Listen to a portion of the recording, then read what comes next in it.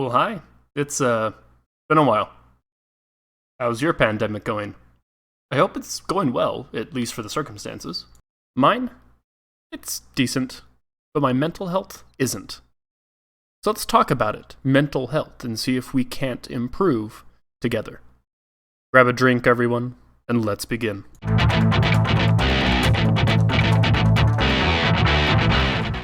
I don't think I have to say that this can be an incredibly difficult time for people with the entire world heavily affected by the coronavirus.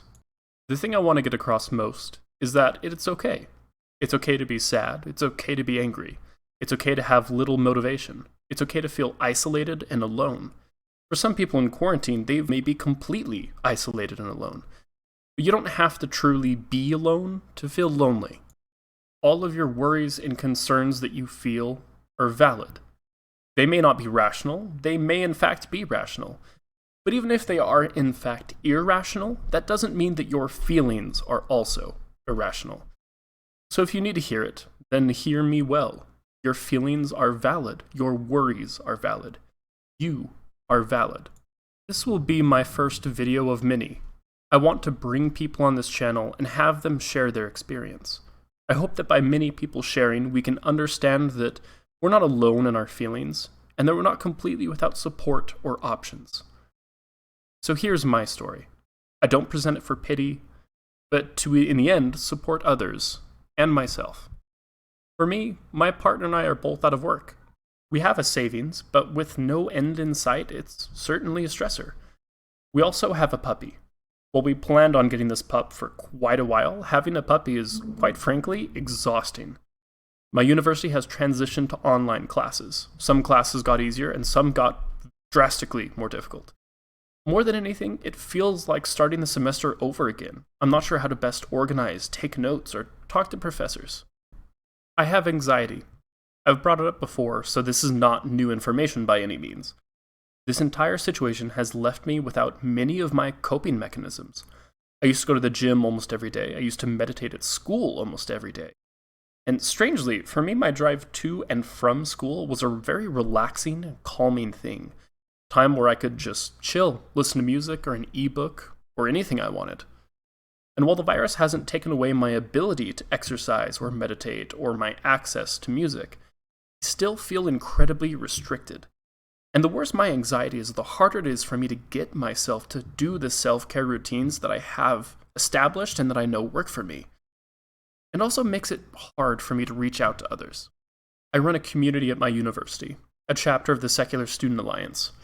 When the university effectively closed its doors, all events were cancelled, including things I and others had spent the better part of a year preparing for.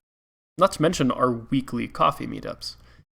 In combination with my anxiety, it kind of made me seclude myself away from others and completely shut off communication, which I think we all know is pretty self-destructive.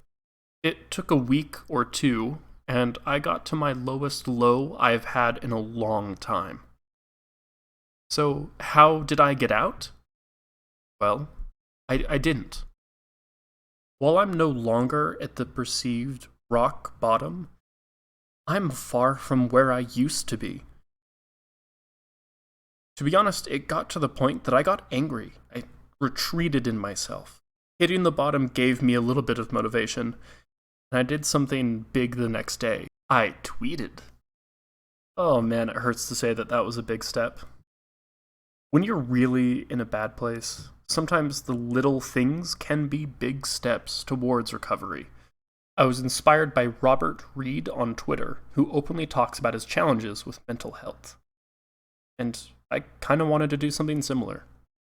So here we are. I'm taking long, relaxing showers. I'm getting up at better times, and I'm trying to be patient with myself. I also have some goals now. I'm working on schoolwork again. I'm trying to learn latte art. We're not going to talk about how my attempts have gone so far. Oh my god, they're bad. But it's something. The message I want to get out is the same message I'm telling myself. That it's okay to feel all this. And be patient with yourself, knowing that what you're feeling is valid, and it's okay to feel that way. And look to improve if you can. For me, having a goal and something to share with others and hopefully improve myself and anyone watching gives me some motivation. Finding little things that you can do for yourself. It can be as simple as cleaning your room, cleaning dishes, going to bed, or getting up at a set time. And keep at it. It's okay if you fail, every now and then or often, as long as you keep trying and keep moving forward. Step by step, we can get to a better place. Don't hesitate if you feel comfortable to share your experience, either in the comments or if you are full to bursting, message me. I want your story and your thoughts of how to make things even just a little bit better. This has been a very vulnerable, unholy roast. Thank you for listening to my still small voice.